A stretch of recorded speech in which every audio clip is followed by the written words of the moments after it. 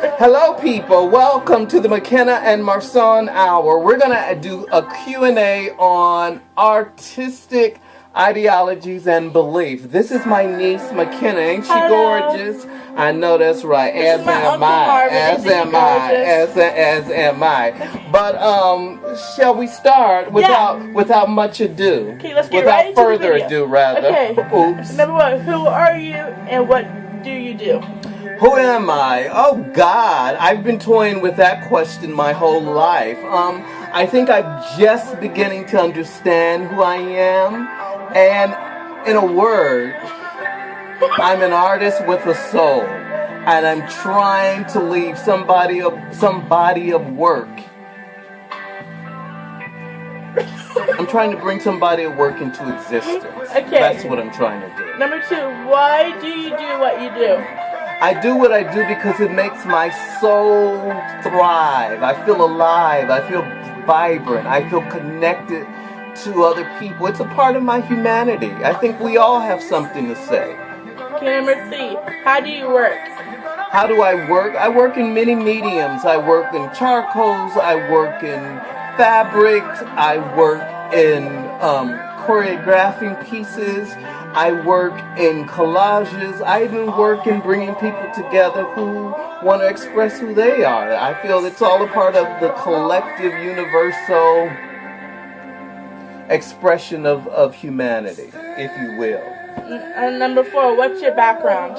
Oh, what's my background? My background is me having lived all over the world, listened to the beat of a different drummer, and educated myself when I needed to. Number five, what role does the artist have in society? What role does I think artists are, of course, one of the vanguards of society, as are science. I think society doesn't evolve unless it has someone to view it from a different lens. Okay. Number seven, explain what you do in 100 words. Oh God, 100 words? Yes. I'm not quite gonna take 100 words. I think what I do is express from a soul felt level parts of myself that I believe are part of humanity at large. Okay, number eight, how has your practice changed over time? How has my practice changed over time? I think I've used many different mediums. I've incorporated many ideologies of what art is and modalities of expression of art, and I think it's a continuum. It's all leading me closer to myself as it's connecting and finding patterns in other disciplines. Okay, number 10, what art do you most identify with? Oh God, I most vividly identify with German expressionists because of all the symbolism and the use of colors in an isolated and abstract way to render thoughts and ideas. I think those symbols on a very innate level are telling, and they're symbols that man has used since the beginning of time, and it's very visceral to me. So yeah, that I mostly did. And I also like Cubism, and particularly Cubism from Africa. Not, long before Picasso discovered Cubism, Africans were doing it thousands of years ago. What work do you most enjoy doing? What? What work do you most enjoy doing? What work did I most enjoy doing? I think I love them all equally. I have to allow all my children time on the stage. I think they're all interconnected, and I don't want to do one without the other. I don't have to decide. I don't have to decide which medium to use. What's your strongest memory of your childhood?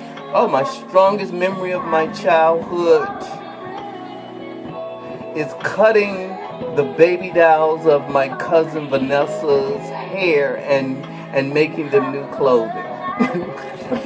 Her Barbies had automatically, upon her possession and bringing the dolls in the house, they had a new hairdo coming, and they had a whole new outfit that had a storyline and narrative to go with that. What themes do you pursue? What themes do I pursue? I think, I think there's a lot of things. I pursue masculinity, femininity, nature, still lifes, water. I think there's a myriad of things that run through my work. What's your scariest experience? My scariest experience is exposing myself. Letting these works on some way define who I am, if they could.